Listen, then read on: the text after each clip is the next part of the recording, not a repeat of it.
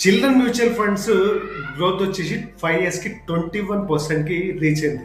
2020 నవంబర్‌కి 9,866 crores AM ఉంటే 2025 నవంబర్‌కి 25,675 క్రోర్స్‌కి reach అయింది. So, ఈ గ్రోత్‌కి రీజన్ ఏందంటే జనరల్‌గా మనకి ఇన్‌ఫ్లేషన్ వచ్చేసి 6%, ఎడ్యుకేషన్ ఇన్‌ఫ్లేషన్ వచ్చేసి 10-12%. సో, ఈ ఫండ్స్‌లో ఎవరైతే పేరెంట్స్ ఇన్వెస్ట్ చేశారో వాళ్ళ పిల్లల యొక్క ఎడ్యుకేషన్ కావచ్చు, లేదంటే వాళ్ళ మ్యారేజ్‌కి కావచ్చు, వాళ్ళు గోల్స్‌ని ఫుల్‌ఫిల్ అవ్వాలంటే ట్రెడిషనల్ ప్రొడక్ట్స్‌లో ఇన్వెస్ట్ చేస్తే ఇన్‌ఫ్లేషన్‌ని బ్లీడ్ చేయదు కాబట్టి వాళ్ళు ఈ చిల్డ్రన్ మ్యూచువల్ ఫండ్స్‌ని చూజ్ చేసుకున్నారు.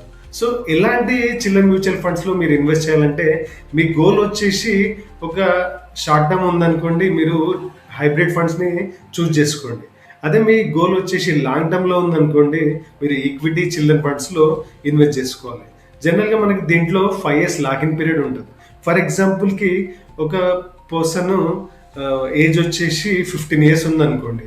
సో, మీరు హైబ్రిడ్ ఫండ్స్‌లో ఇన్వెస్ట్ చేయాలి. ఎందుకంటే చిల్డ్రన్ ఏజ్ 18 వచ్చాక మనం ఈ ఫండ్స్ నుంచి విత్‌డ్రా చేసుకోవచ్చు. సో, మన రిస్క్ వచ్చేసి కొంచెం తక్కువ ఉండాలి కాబట్టి హైబ్రిడ్ ఫండ్స్‌లో ఇన్వెస్ట్ చేయాలి. ఒకవేళ మీ గోల్ వచ్చేసి లాంగ్ టర్మ్‌లో ఉందనుకోండి, మీరు ఈక్విటీ చిల్డ్రన్ ఫండ్స్‌లో ఇన్వెస్ట్ చేయండి. కొంతమంది పిల్లల ఫ్యూచర్ గురించి రిస్క్ ఉన్న ఫండ్స్‌లో ఎందుకు ఇన్వెస్ట్ చేయాలని అనుకుంటారు.